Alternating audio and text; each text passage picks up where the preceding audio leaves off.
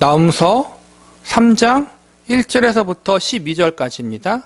두려움과 위로의 하나님. 나음서는 총 3장으로 이루어진 소선지서로서 지금까지 4시간에 걸쳐 1장부터 2장까지의 말씀을 공부했습니다. 오늘과 다음 시간에서는 나음서의 마지막 장인 3장을 2시간에 걸쳐 공부한 후에 나음서 선지서 강해를 끝마치려고 합니다. 나음서의 마지막 장인 3장에서도 앞서 배운 말씀과 동일하게 아수르 제국의 멸망을 선언하시는 내용이 진행되고 있습니다. 특별히 오늘 본문에서 아수르 제국이 하나님의 심판을 받을 수밖에 없는 구체적인 이유들을 말씀하시면서 이러이러한 이유 때문에 아수르 제국을 반드시 심판하시겠다라고 선언하는 내용이 기록되어 있습니다. 아수르 제국이 심판받을 수밖에 없는 이유에 대해서 오늘 본문은 크게 2가지를 언급합니다. 우선은 그들이 거짓과 포악이 가득했다고 말씀하고 있습니다. 본문 1절을 보시기 바랍니다. 화 있을진저 피의 성이여 그 안에는 거짓이 가득하고 포악이 가득하며 탈취가 떠나지 아니하는도다. 여기서 보면 아수르의 수도 니느웨를 가리켜 피의 성이라고 지칭하며 그들 안에 거짓과 포악이 가득하다고 말씀하고 있습니다. 이 말씀은 아수르 제국이 다른 나라와 민족들을 무력으로 침략하여 괴롭히는 모습을 이야기하고 있는 것입니다. 그들이 가는 곳마다 수많은 도시와 성들이 불에 타서 없어졌고 수많은 사람들이 목숨을 잃었습니다. 이렇게 그들이 전쟁을 일으키고 다른 나라를 침략했던 이유는 그들을 지키기 위한 방어적인 이유에서 그런 것이 아니라 순전히 상대방이 가진 것들을 빼앗기 위해서였습니다. 즉, 잘 살고자 하는 자신들의 욕심을 채우기 위해서 다른 나라들을 침략하고 사람들을 죽였던 것입니다. 다음으로는 우상 숭배의 범죄를 들 수 있습니다. 본문 4절을 보시기 바랍니다. 이는 마술에 능숙한 미모의 음녀가 많은 음행을 함이라. 그가 그의 음행으로 여러 나라를 미혹하고 그의 마술로 여러 족속을 미혹하느니라. 아수르 제국은 이방 민족이기 때문에 하나님을 믿거나 섬기지 않습니다. 그러니 자연스럽게 하나님이 아닌 다른 신을 섬기고 있었습니다. 그런데 그들이 우상을 섬기는 방법이 얼마나 하나님 보실 때 가증스러운지 음행하는 음녀와 같다고 이야기하고 계십니다. 우상을 섬기는 그들의 모습이 하나님 보실 때 너무나도 추하고 더럽다는 것입니다. 고대 사회와 국가에서 행해지는 대부분의 종교의식은 성적 행위와 깊은 관련이 있었습니다. 즉, 남자와 여자의 성적 행위와 동성 간의 성적 행위가 종교의식의 과정 속에 포함되어 있었습니다. 한마디로 이방신을 믿는 아수르 제국 안에는 도덕적, 윤리적으로 합당하지 않는 음란한 종교의식이 보편적으로 행해졌다는 것입니다. 그리고 단순히 자신들이 다른 신을 섬기는 것에서 끝나지 않고 자신들이 믿고 있는 신을 다른 나라들도 섬기기를 강요했습니다. 자신들만 추하고 더럽게 사는 것이 아니라 다른 이들에게도 자신들의 그러한 모습을 본받고 따라하도록 강요했던 것입니다. 하나님은 이렇게 하나님 앞에 범죄한 아수르 제국의 모습을 보시면서 너희들이 하나님의 심판을 피할 수 없는 이유를 알려주십니다. 너희가 하나님 앞에 이러한 죄를 지었기 때문에 너희는 반드시 심판받아 멸망당하게 될 것이다. 이것이 나음선지서 3장의 주요 내용인 것입니다. 우리는 오늘 이 심판의 말씀, 아수르 제국의 죄를 지적하시는 하나님의 말씀을 통해서 다음과 같은 사실들을 배울 수 있습니다. 첫 번째는 하나님이 모두 지켜보고 계시다는 사실을 알려주고 있습니다. 오늘 말씀을 보면 하나님께서는 아수르 제국을 심판하실 수밖에 없는 이유를 이야기하십니다. 그들이 하나님 앞에 행한 범죄의 내용들을 일일이 나열하십니다. 심지어는 미래에 어떻게 그들을 심판하실지 아주 구체적으로 알려주십니다. 결국 이 모든 것은 하나님께서 한 개인과 공동체, 그리고 나라와 민족의 과거와 현재, 미래까지도 모두 다 알고 계시다는 사실을 말해주고 있는 것입니다. 우리의 과거와 현재와 미래의 모든 것들을 다 아시는 하나님, 그 하나님께서는 우리들의 행동과 말, 그리고 우리의 생각과 마음의 동기까지도 살피시는 하나님이십니다. 성경에서 우리의 앉고 일어섬도 아시고 우리의 심장과 폐부까지도 살피신다고 가르치고 있습니다. 이처럼 모든 것을 알고 계시는 하나님의 시선에서 아무도 벗어날 수가 없는 것입니다. 지금은 그러는지 모르지만 과거에는 중국에 가면 도청 장치들이 많았다고 합니다. 특별히 기독교인들을 가려내기 위해서 차량이나 집, 여러 공공장소에 몰래 도청 장치들을 달아놔서 기독교 용어를 사용한 사람들을 잡아가는 일을 행했다고 합니다. 그래서 한국에서 선교사님들이 중국에 갈 때에는 기독교 용어를 사용하지 않고 사역자나 직분자들도 서로 호칭을 부르지 않았다고 합니다. 누군가 우리들의 일거수 일투족을 감시하고 있다면, 감청하고 있다면 우리의 행동과 말은 부자연스럽거나 조심스러울 수밖에 없습니다. 이처럼 사람이 우리를 감시하고 감찰하고 있다고 생각해도 참으로 어렵고 조심스러운데 전지하신 하나님이 우리를 지켜보고 계시고 우리의 모든 것들을 다 알고 계신다면 어떠하겠습니까? 하나님이 나를 보고 계신다. 하나님이 나의 모든 것을 다 알고 계신다. 이러한 사실에 사람들은 두 가지 반응을 보일 수 있습니다. 어떤 이는 두려움의 반응을, 또 다른 이는 위로의 반응을 보일 수 있습니다. 만약 하나님을 거절하고 하나님 말씀에 불순종하는 사람이 있다면 하나님이 나를 지켜보고 계시고 나의 모든 것을 다 알고 계시다는 사실이 불편하고 거부감이 들 것입니다. 범죄한 사람, 죄를 짓는 사람에게 불편함과 거부감을 넘어서 두려운 마음이 들 것입니다. 그러나 하나님을 믿는 사람들에게 있어서 하나님이 나를 지켜보고 계시고 나의 모든 것을 알고 계신다는 사실은 위로와 격려가 될 것입니다. 저와 여러분은 하나님의 이러한 시선이 어떻게 다가오십니까? 모든 것을 다 알고 계시고 지켜보고 계시다는 이 하나님이 두려움이 아니라 위로와 격려를 주시는 분으로 다가오시기를 바랍니다. 두 번째, 하나님께서 모든 것들을 판단하시고 심판하실 것을 알려주고 계십니다. 모든 것을 다 알고 계시는 사실은 참으로 놀라운 것이지만 알고 계시다는 사실만으로 하나님에 대한 경외함을 가질 수는 없습니다. 악인들과 의인들의 행동과 그들의 마음을 단순히 알고 계시는 하나님으로 끝난다면 우리는 하나님도 별 수 없구나, 이렇게 여기며 실망할 수도 있습니다. 불의한 일들이 벌어지는 것을 알고 있지만 그것을 막지 못하고 그것을 심판하지 못한다면 그것은 무능력한 것일 수 있기 때문입니다. 그러나 다행히도 성경은 하나님이 모든 것을 다 알고 계실 뿐만 아니라 모든 것을 주관하시고 다스리시는 전능자임을 가르치고 있습니다. 오늘 본문 5절의 말씀을 보시기 바랍니다. 보라, 내가 내게 말하노니 만군의 여호와의 말씀에 내 치마를 걷어올려 내 얼굴에 이르게 하고 내 벌거벗은 것을 나라들에게 보이며 내 부끄러운 것을 민족에게 보일 것이요. 여기서 보면 하나님 앞에 범죄한 아수르 제국을 하나님이 심판하시되 그들이 아주 부끄러움을 당하게 심판하실 것이라고 말씀하고 계십니다. 2절과 3절에 보니까 구체적으로 아수르를 침략하는 적들이 어떠한 모습으로 쳐들어올지, 그리고 아수르 사람들이 어떻게 그들 앞에 무너질지 알려주고 계십니다. 심판의 모습을 알려주신다는 것은 결국 이러한 심판이 우연히 일어나거나 사람의 계획으로 이루어지는 것이 아니라 하나님께서 이 모든 일을 주관하셨다는 사실을 알려주고 있는 것입니다. 이어지는 6절을 보시기 바랍니다. 내가 또 가증하고 더러운 것들을 내 위에 던져 능욕하여 너를 구경거리가 되게 하리니. 여기서 보면 처음에는 내가라는 말과 마지막에는 되게 하리니라는 말이 나옵니다. 쉽게 말해서 아수르 제국을 능욕과 구경거리가 되도록 만드시는 주체가 하나님이시라는 것입니다. 역사적으로 바벨론이라는 나라가 아수르 제국을 침략하여 멸망시켜버립니다. 겉으로 볼 때 이 모든 것이 우연이나 혹은 바벨론 제국의 계획에 의해서 이루어진 것처럼 보이지만 진실은 이 바벨론 제국을 움직이시는 분이 하나님이시오, 그들을 도구로 사용하셔서 아수르 제국을 심판하시게 하신 것도 모두 하나님의 계획과 섭리 안에서 이루어진 일이라는 것을 본문은 알려주고 있는 것입니다. 과거 아수르 제국뿐만 아니라 하나님은 오늘날 우리들의 삶을 계획하시고 주관하시고 섭리하고 있다는 사실을 믿으셔야 합니다.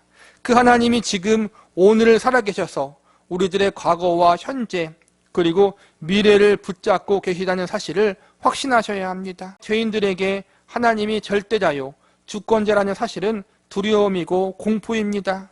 왜냐하면 결국에는 그 하나님이 죄인들을 심판하실 것이기 때문입니다. 그러나 하나님의 백성과 자녀들에게는 다릅니다. 왜냐하면 그들에게 있어서 하나님은 구원자요 주님으로 다가오시기 때문입니다.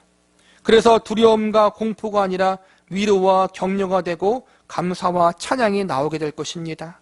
모든 것을 판단하시고 심판하실 그 하나님이 우리의 하나님이요 아버지가 되심을 확신하고 이 사실로 인해서 용기를 얻고 담대함을 얻을 수 있기를 바랍니다. 마지막으로 하나님의 의의 기준에 합당하지 못하는 것이 죄요 심판의 근거가 된다는 것을 알려주고 있습니다. 오늘 본문에서 살펴본 아수르 제국의 죄악은 크게 두 가지였습니다. 그들 안에 거짓과 포악이 가득했다는 것과 우상을 숭배하며 한 발 더 나아가 자신들이 섬기는 우상을 다른 나라들에게 강압적으로 섬기게 했다는 것입니다. 또한 앞서서 배운 나무서 1장과 2장에서 그들이 교만했고 하나님이 아닌 다른 것을 의지하며 살아가는 범죄를 저질렀다고 나와 있습니다. 무엇보다 가장 큰 범죄는 그들이 하나님이 주신 회개의 기회를 거절했다는 것입니다. 그런데 여기서 아수르 사람들이 의문을 제기할 수 있습니다. 하나님을 거역하는 것이, 그분의 말씀을 듣지 않는 것이 왜 죄인가? 오늘날에도 보면 복음을 증거할 때, 성경적 가르침을 전할 때 사람은 모두가 죄인입니다라고 말하면 그것에 거부감을 드러내는 사람들이 있습니다. 내가 왜 죄인인가? 믿지 않는 사람들은 자신들이 죄인이라는 사실을, 하나님의 심판을 받아 마땅한 존재라는 사실을 인정하지 않습니다. 내가 하나님을 믿던 안 믿던 그것은 내 자유가 아닌가? 내가 부처를 믿던 아무 신도 안 믿던 그것이 왜 내게 죄인가?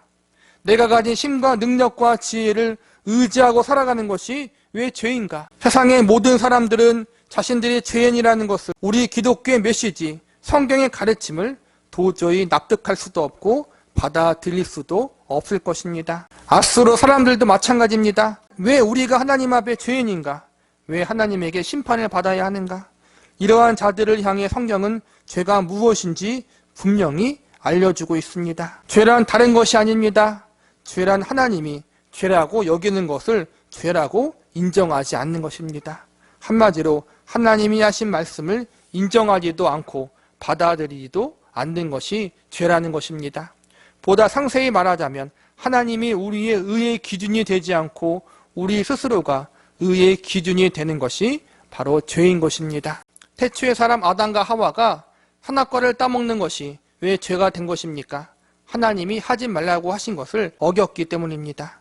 그들이 하나님의 말씀을 어긴 이유가 무엇입니까?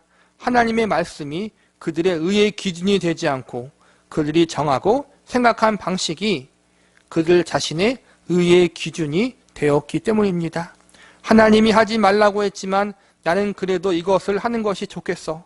하나님이 선악과를 만지지도 말고 먹지도 말라고 했는데 내 생각에는 괜찮을 것 같아.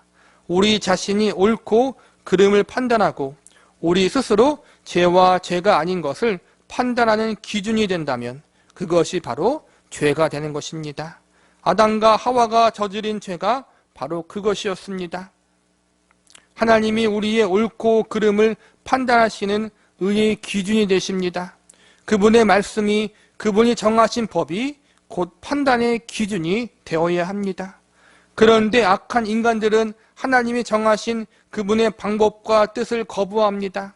하나님이 아니라 내가 옳다고 여깁니다. 이러한 사실이 가장 확실하게 드러나는 것이 바로 복음과 구원에 관한 사실입니다. 성경은 일관되게 예수 그리스도를 통하지 않고서는 하나님께 갈 수 없다고 가르치고 있습니다. 예수님의 대속의 은혜, 대속의 공로를 의지하지 않고서는 구원을 받을 수 없다고 가르치고 있습니다. 그런데 많은 사람들이 이러한 성경의 가르침을 거절합니다. 왜 꼭 예수님을 통해서만 가야 하는가? 왜 하나님의 은혜만 의지해야 하는가? 나는 누군가 정해놓은 규칙이나 방법이 아니라 나 스스로 나를 구원하는 길을 찾을 것이다. 이렇게 여깁니다. 하나님이 정해놓은 방법과 뜻을 무시하는 것입니다. 하나님의 생각이나 뜻보다 나의 생각과 뜻이 더 중요하다는 것입니다. 이것이 바로 죄인들의 가장 큰 특징입니다. 죄인들은 절대로 하나님의 주권과 그분의 방법을 인정하거나 받아들이지 않습니다. 그들은 그들 스스로 모든 것을 결정하고 행하는 것이 진정한 자유요, 그것이 해방과 구원이라고 여깁니다. 그러나 성경은 그러한 인간들의 행동을 죄라고 가르치고 있습니다. 우리에게 필요한 것은 다른 것이 아닙니다. 하나님이 옳습니다. 하나님이 하시는 일과 방법이 가장 선합니다. 이러한 믿음의 고백입니다. 본문 7절을 보시기 바랍니다. 그때 너를 보는 자가 다 내게서 도망하여 이르기를 니느웨가 황폐하였도다. 누가 그것을 위하여 애곡하며 내가 어디서 너를 위로할 자를 구하리요 하리라. 아수르 제국이 당하게 될 비참한 미래의 모습을 이야기해주고 있는 것입니다. 당시 세계 최고의 나라와 도시라고 여겼던 거대한 아수르 제국의 니느웨 성이 이제는 완전히 황폐해지게 될 것이라고 말씀하십니다. 얼마나 황폐해졌는가 하면 사람이 남아있지 않아서 우는 사람을 위로해 줄 수 있는 사람도 없을 정도입니다. 즉 철저하게 망했다는 것입니다. 하나님이 우리의 의의 기준이요 그분이 하시는 모든 일은 가장 합당하고 공의롭다는 사실을 우리는 인정해야 합니다. 만약 그렇지 않으면 끝까지 내 생각, 내 기준, 내 뜻을 고집한다면 결국 아수르처럼 하나님의 준엄한 심판을 받아 황폐하게 될 것입니다. 우리는 모두 하나님이 하신 일이 가장 합당하고 온전하다는 사실을 인정하는 자리에 설 수 있기를 바랍니다. 말씀을 정리하겠습니다. 본문 8절을 보시기 바랍니다. 내가 어찌 노아몬보다 낫겠느냐. 그는 강들 사이에 있으므로 물이 둘렸으니 바다가 성루가 되었고 바다가 방벽이 되었으며. 노아몬은 고대 중동 사회에서 아주 유명했던 도시였다고 합니다. 특별히 그곳에서는 우상을 숭배했던 당대 가장 거대한 신전이 있었다고 합니다. 이 도시는 아수르의 수도 니느웨보다도 훨씬 더 찬란한 문화를 꽃피우며 아주 강력한 군사력을 보유했던 곳이었다고 합니다. 또한 성의 앞뒤가 바다와 강으로 막혀 있어서 적들이 함부로 쳐들어오지 못하는 천혜의 요새와 같은 성벽 도시였습니다. 이러한 노아몬 도시도 나중에 적들에 의해 침략을 당하게 되고 멸망을 당하게 됩니다. 주변의 동맹국들이 노아몬을 도와줬지만 결국 적들을 막아내지 못했습니다. 많은 사람들이 어떻게 이 위대하고 강력한 노아몬 도시가 멸망하게 되었는지 믿기지 않을 정도로 당시 사람들에게 매우 큰 충격을 주는 사건으로 남았다고 합니다. 하나님이 지금 노아몬보다 낫겠느냐라고 말씀하신 이유는 노아몬도 결국 망하게 되었는데 너희라고 해서 그렇게 망하지 않을 것이라는 안일한 생각을 갖지 말라는 것입니다. 이어지는 본문 10절과 11절을 보시기 바랍니다. 그가 포로가 되어 사로잡혀갔고 그의 어린아이들은 길 모퉁이에 메어침을 당하여 부서졌으며 그의 존귀한 자들은 제비 뽑혀 나뉘었고 그의 모든 권세자들은 사슬에 결박되었나니 너도 술에 취하여 숨으리라. 너도 원수들 때문에 피난처를 찾으리라. 10절과 11절은 수도 니느웨가 무너지면서 그 안에 살고 있던 사람들이 죽거나 포로로 잡혀가게 될 것을 예언하고 있는 것입니다.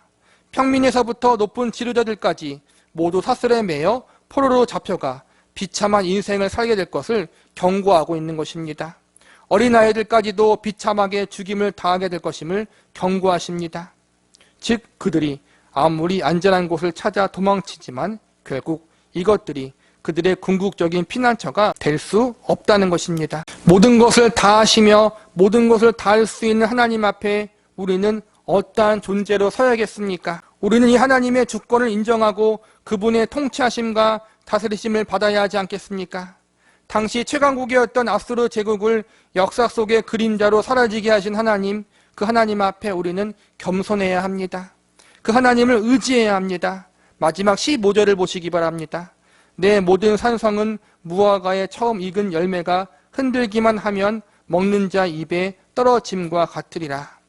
수도 니느웨 성뿐만 아니라 아수르 제국 영토에 있는 모든 성들이 다 익은 무화과 나무 열매가 흔들기만 해도 다 떨어지듯이 적들에 의해서 손쉽게 패배하고 멸망당하게 될 것을 말씀해 주고 있습니다. 결국 하나님을 의지하지 않으면 망할 수밖에 없다는 사실과 교훈을 우리에게 알려주고 있는 것입니다. 하나님께서 직접 아수르를 흔드심으로 그들을 넘어뜨리고 심판하시겠다는 것입니다. 오늘날에도 하나님은 과거와 동일하게 죄인들을 향하여 준엄한 심판을 선언하십니다. 그러나 우리가 회개한다면 하나님은 받아주시고 용서해 주십니다. 부끄러움이 아니라 영화와 존귀로 우리를 관씌우실 것입니다. 오늘날 우리가 유념하고 주의해야 할 것은 이것입니다. 아수르 제국과 니느웨 성을 심판하실 수밖에 없는 이유가 우리의 이유가 되어서는 안 된다는 것입니다. 우리는 오히려 반대로 하나님이 우리를 용서해 주시고 받아주실 수밖에 없는 이유를 가진 사람들이 되어야 합니다. 하나님이 우리를 축복해 주시고 구원해 주실 수밖에 없는 근거를 가지는 사람들이 되어야 한다는 것입니다. 이것은 우리의 행위로 되는 것이 아니라 오직 하나님이 우리에게 정해놓으신 법과 방법들을 인정하고 받아들여야 가능한 일입니다. 우리에게 있어서 하나님이 모두 지켜보고 계시다는 사실, 하나님께서 모든 것들을 판단하시고 심판하신다는 사실은 공포와 두려움이 아니라 위로와 격려가 된다는 사실을 반드시 명심하시기 바랍니다. 그 이유는 바로 우리가 하나님의 백성이고 자녀이기 때문입니다.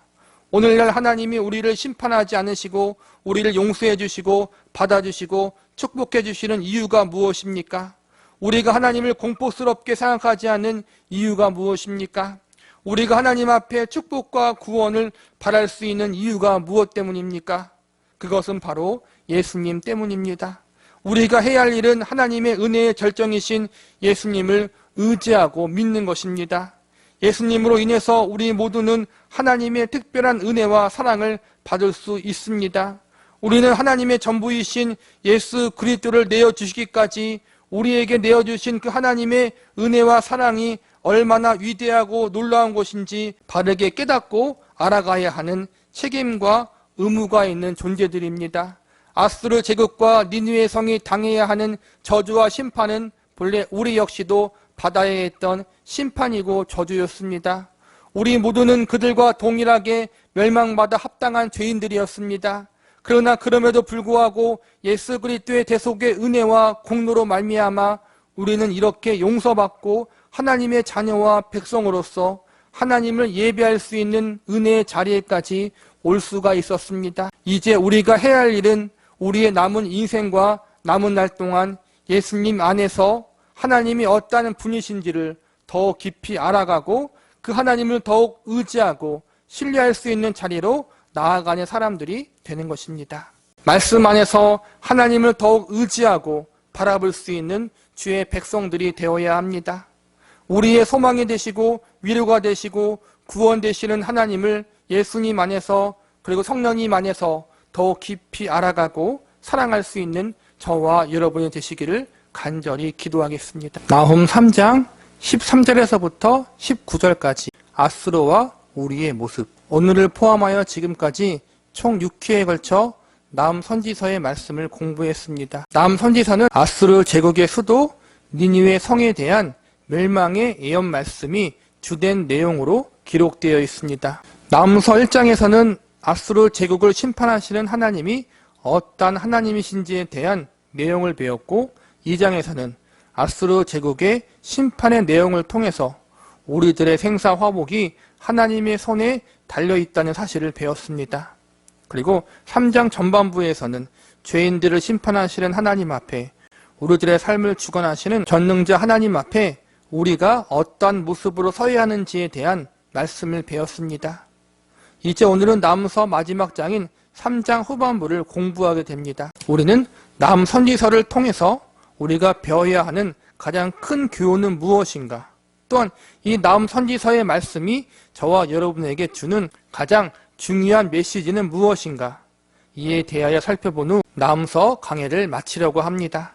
나훔서를 통하여 우리가 배워야 하는 가장 큰 교훈과 메시지는 다음과 같습니다. 첫 번째로 죄는 반드시 대가를 치러야 한다는 것입니다. 나훔 선지서는 아수르 제국의 수도 니느웨 성의 멸망을 예언한 선지서입니다.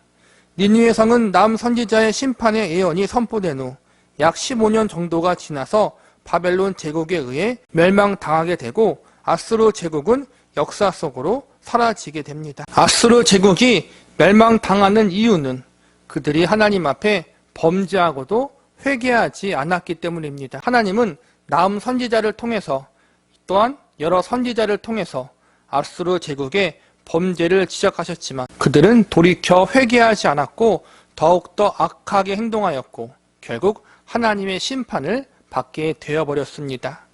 우리가 나훔 선지서를 비롯해 앞서 배운 소선지서를 공부하면서 배운 가장 중요한 사실 중 하나는 하나님께서는 악인이 회개하여 돌아오기를 바라고 계시다는 것입니다.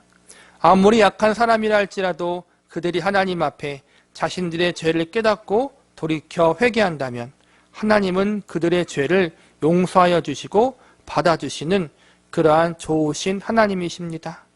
나훔 선지서가 기록되기 전인 약 150년 전에 요나 선지자가 활동하여 동일하게 아수르와 니느웨 성에 대한 심판의 말씀을 선포한 적이 있습니다. 요나 선지자가 니느웨 성을 향해 심판의 메시지를 선포했을 때 왕을 비롯해 모든 백성들이 애통해하면서 자신들의 죄를 회개하는 역사가 일어났습니다. 하나님은 그들의 회개를 보시고 심판을 내리지 않으셨습니다. 그러나 이러한 회개는 오래 지속되지 못하였고 아수르 제국은 다시 하나님 앞에 범죄하기 시작합니다. 하나님은 다시 그들에게 회개의 기회를 주시기 위해서 나훔 선지자를 통해 경고와 심판의 메시지를 선포하게 하셨지만 결국 그들은 회개하지 않아 하나님의 준엄한 심판을 받아 멸망당하게 됩니다.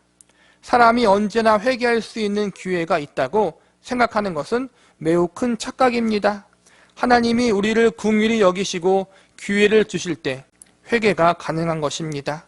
하나님은 오래 참으시고 회개하는 자를 용서해 주시는 사랑의 하나님이시지만 동시에 회개하지 않은 자들에 대해서는 철저하게 심판하시고 징계하시는 정의와 공의의 하나님 되심을 우리는 반드시 기억하고 있어야 합니다.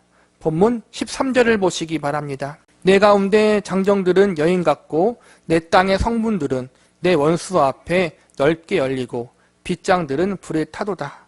이 말씀은 아수르 제국의 수도 니느웨가 적들 앞에서 성문이 열리고 불에 타서 무너지게 된다는 것을 예언하고 있습니다. 이어지는 14절과 15절을 보시기 바랍니다.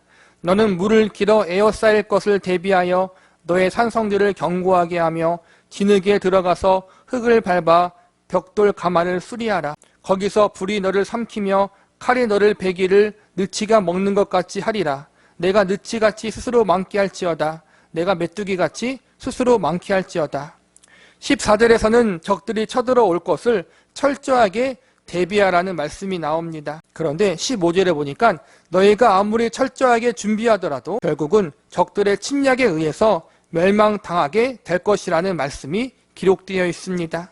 이 말씀은 아무리 너희들이 준비를 잘하고 모든 인간적인 수단과 방법을 동원해도 하나님이 내리신 심판과 징계는 막을 수 없다는 것을 알려주는 것입니다. 하나님의 오래 참으심과 돌이킬 수 있는 수많은 기회를 주셨음에도 불구하고 회개를 거부한 아수르 제국에게 하나님은 반드시 심판을 내리시겠다는 하나님의 강한 의지가 기록되어 있는 것입니다. 앞선 말씀에서 여러 번 다루었지만 하나님의 심판을 피하거나 막을 사람은 아무도 없습니다. 태풍이나 지진 같은 자연재해에서 살아남기 위해서 건물을 아주 튼튼하게 짓는 사람들이 있습니다. 핵정쟁 같은 재해를 피하기 위해서 땅속 깊은 곳에 대피소를 짓는 사람들도 있습니다. 그러나 이 모든 것들도 하나님의 심판으로부터 우리를 보호하거나 지켜줄 수 없습니다. 이런저런 이유를 다 떠나서 우리가 죽음을 피할 수 있습니까? 하나님이 죄인들에게 내리는 최후의 심판 중 하나는 바로 죽음입니다. 그런데 단순히 육적인 죽음만 있는 것이 아니라 육적인 죽음 이후에 우리는 또 다른 죽음을 맞이해야 합니다. 그것은 바로 내 영혼의 심판, 두 번째 죽음에 대한 것입니다. 육신이 죽으면 우리는 하나님의 심판대 앞에 서서 우리의 행한 대로 하나님의 심판을 받아야 합니다. 이 땅에서는 육신의 죽음으로 인한 심판을, 저 세상에서는 우리의 영혼의 심판을 받게 되는 두 번째 죽음에 대한 심판이 기다리고 있습니다. 우리는 이 두 가지를 피할 수 없습니다. 하나님께 돌아오지 않는 사람들, 회개하지 않는 사람들은 이 두 가지 심판에서 하나님의 은혜와 긍휼을 전혀 받지 못하게 될 것입니다. 회개한 자들에게는 육신의 죽음이 곧 안식이요 천국으로 가는 은혜의 길이 되겠지만, 회개를 거부한 자들에게는 육신의 죽음이 곧 영원한 지옥불에 들어가는 고통의 시간이 될 것입니다. 이것이 죄인들이 당해야 하는 하나님의 준엄한 심판입니다. 나무서를 통해서 우리가 배워야 하는 가장 큰 교훈과 메시지는 두 번째로, 우리가 바로 그 죄의 대가를 치러야 할 죄인이라는 사실입니다. 남 선지서가 아수르 제국을 향한 하나님의 심판을 기록한 말씀이라고 배웠습니다. 아수르의 범죄로 인하여 또한 범죄함을 회개하지 아니한 그들의 모습 때문에 하나님은 그들을 반드시 심판하시겠다라고 선언하십니다. 본문 16절과 17절을 보시기 바랍니다. 내가 내 상인을 하늘의 별보다 많게 하였으나 느치가 날개로 펴서 날아감과 같고 내 방백은 메뚜기와 같고 너의 장소들은 큰 메뚜기 떼가 추운 날에 울타리에 깃들였다가 해가 뜨면 날아감과 같으니 그 있는 곳을 알 수 없도다. 아수르 제국이 번영케 된 것들은 그들이 잘나서가 아니라 하나님의 주권과 섭리에 의해서였습니다. 그런데 하나님이 이렇게 번영케 해주신 것을 감사하지 못하고 교만했기 때문에 하나님은 그들을 메뚜기 떼와 같이 날려버리신다라고 말씀하십니다. 아무리 많은 것을 가지고 있어도 하나님이 하나님의 때에 모두 없애버리시겠다는 것입니다. 아수르 제국의 가장 큰 자랑은 그들이 가진 넓은 영토와 강한 군사력과 풍요로운 물질이었습니다. 그리고 그 당시 가장 발달한 문명을 자랑했던 위대한 그들의 도시 니느웨 성이 그들의 자랑이었습니다. 이것들이 아수르 제국 사람들에게 가진 가장 큰 자부심이었습니다. 그런데 하나님은 이 모든 것들을 다 날려버리시겠다라고 경고하십니다. 모두 다 흔적도 없이 무너뜨리겠다라고 말씀하십니다. 우리도 종종 이러한 범죄의 자리에 빠지기도 합니다. 내가 가진 명예와 권력과 물질들이 나의 자랑이 되기도 하고, 내가 가진 좋은 직업과 잘난 머리와 뛰어난 재능이 나의 자부심이 되기도 합니다. 때로는 나의 배우자가, 나의 자녀들이 나의 자랑이요 나의 자부심이 되기도 합니다. 믿는 사람들도 예외가 아닙니다. 나의 열심, 나의 헌신, 나의 체험이 나의 자랑이요 나의 자부심이 되기도 합니다. 조금씩 그 종류와 형태만 다를 뿐 아무도 여기에서 자유로울 수 없습니다. 하나님은 이러한 우리의 자랑과 자부심을 버리라고 말씀하십니다. 하나님 외에 다른 것이 우리의 자랑이요 자부심이 되어서는 안 된다고 말씀하십니다. 하나님보다 내가 더 믿고 신뢰하고 의지하는 것을 내려놓으라고 말씀하십니다. 우리의 자랑과 자부심만 죄가 아니라 사실 하나님 보시기에 합당하지 않은 모든 것들이 죄입니다.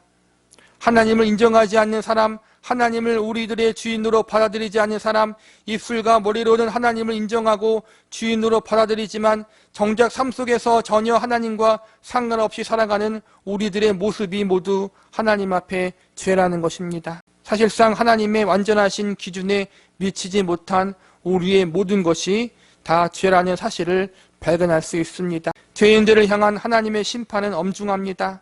이 하나님의 심판 앞에서 아무도 자유로울 수 없습니다.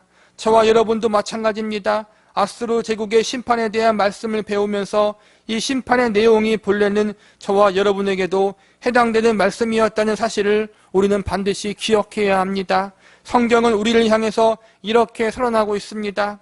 모든 사람이 죄를 범하였음에 하나님의 영광에 이르지 못하더니, 전에는 우리도 다 그 가운데에서 우리 육체의 욕심을 따라 지내며 육체와 마음에 원하는 것을 하여 다른 이들과 같이 본질상 진노의 자녀였더니, 여기서 보니까 우리 모두는 하나님 앞에 죄를 범한 죄인이요 본질상 진노의 자녀였다라고 가르치고 있습니다. 다시 말하면 범죄한 아수르 사람들의 모습이 바로 저와 여러분의 모습이라는 것입니다.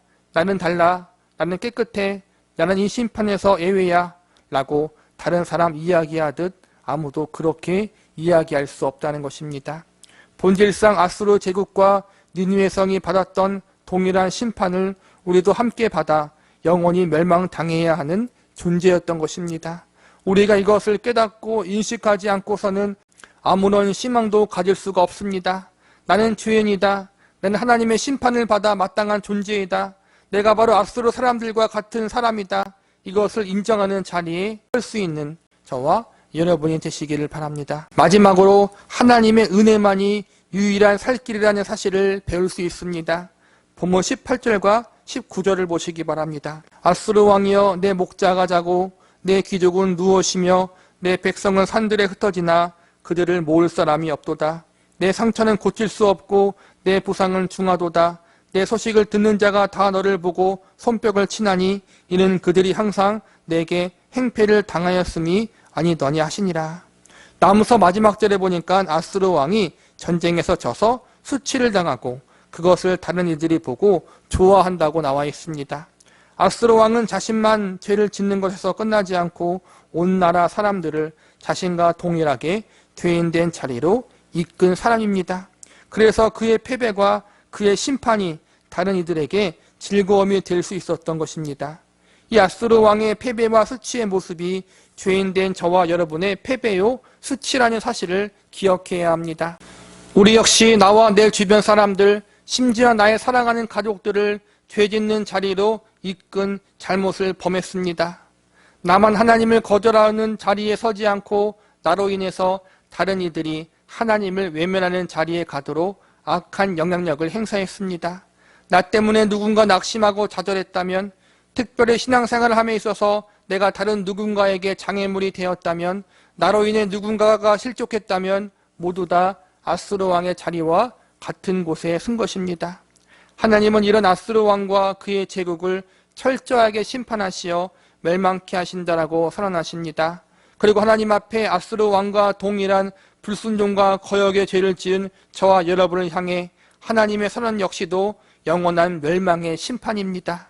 이 심판받아 마땅한 우리에게 필요한 것이 무엇입니까? 지금 아수르 사람들에게 제일 필요한 것이 무엇입니까? 그것은 바로 하나님의 은혜입니다. 회개가 무엇입니까? 나는 심판받아 죽어 마땅한 사람이지만 하나님의 긍휼하심에 따라 용서해달라는 은혜를 구하는 것입니다. 제가 잘못했습니다. 하나님 은혜 내려주셔서 저를 용서해 주십시오. 회개의 초점은 은혜를 구하는 것입니다. 죽어 마땅한 나에게 긍휼과 자비를 내려달라는 것입니다. 하나님의 은혜가 아니면 안 된다는 사실을 인정하고 하나님 앞에 두 손 두 발 들고 한복하는 것이 바로 회개입니다. 과거 요나 선지자 시대의 니느웨 백성들은 하나님을 거역하고 살았던 것을 회개했더니 용서받았습니다. 만약 오늘 심판을 선언하신 하나님 앞에 그들이 다시 회개했다면 하나님은 또다시 그들을 용서해 주셨을 것입니다. 7번씩 70번도 용서해 주시는 하나님이십니다. 마찬가지입니다. 우리가 하나님의 은혜를 구하며 회개한다면 하나님께서는 언제 어디서나 용서해 주시고 우리를 받아주십니다. 중요한 것은 우리가 이 자비하신 하나님의 은혜를 의지하느냐 붙들고 있느냐에 달려있는 것입니다.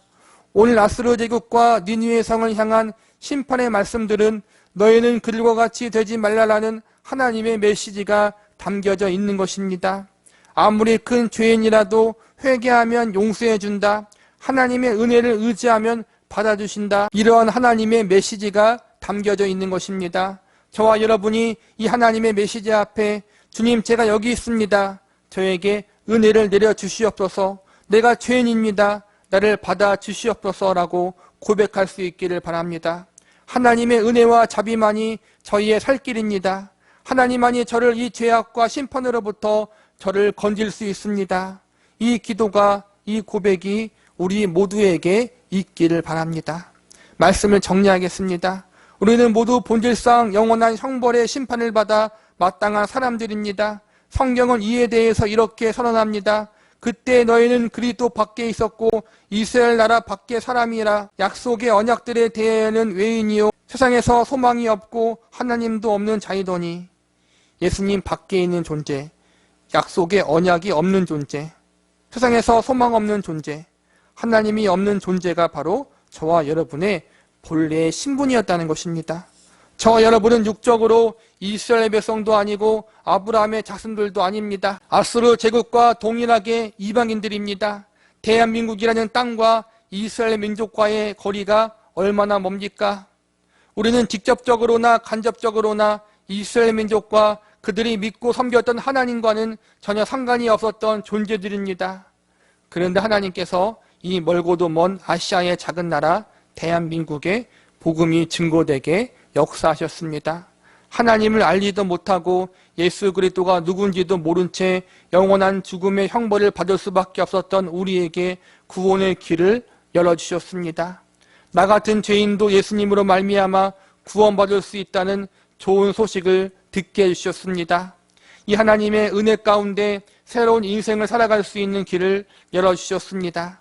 하나님 앞에 수많은 범죄를 저질렀던 아수르 사람들과 같았던 나, 수많은 사람들을 괴롭히고 핍박했던 나, 나를 의지하고 세상을 신뢰했던 나, 아무런 희망과 소망도 없이 살았던 나에게 하나님이 찾아오셔서 나를 만나주셨고 나를 이 자리에까지 이끄셨습니다.